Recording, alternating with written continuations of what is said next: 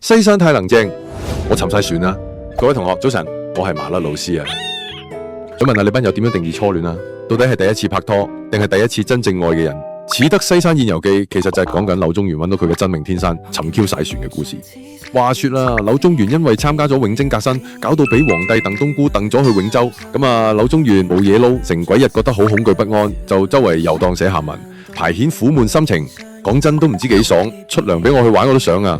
咁我將呢篇嘢簡單分成2個重點：第一，發現西山之前啦；第二，發現西山之後。首先講咗得西山前，作者日能日都 emo， 好憂懼不安。點解佢又 emo 又不安呢？原因有2個：第一，因為當時嘅朝廷俾宦官控制住，越嚟越黑暗腐敗；第二，因為佢被貶永州，成日驚做錯少少嘢又俾人怪罪，有志不能伸，所以好 Q 壓抑咯。雖然話說話已經差唔多玩轉晒成個永州，去過樹林深處、溪流盡頭、幽靜山泉、奇特石頭，咩 Q 都睇過晒。但其實根本就行屍走肉，同班 friend 漫無目的嘅周圍蕩，坐低飲酒，飲完就同班 friend 互相挨住瞓覺，瞓醒就翻歸。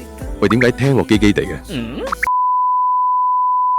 同班 friend 一齊嗰陣，的確係暫時得到舒暢嘅心境，但係柳兄咁樣，其實都只係逃避現實，而喺第一段講呢堆嘢，都只係想為下文做鋪墊，即係話成個永州都玩過晒啦，但都係 emo 喎。咁點先唔 emo 呢？就係遇到佢嘅真命天山啊，係初戀啊！初戀啊！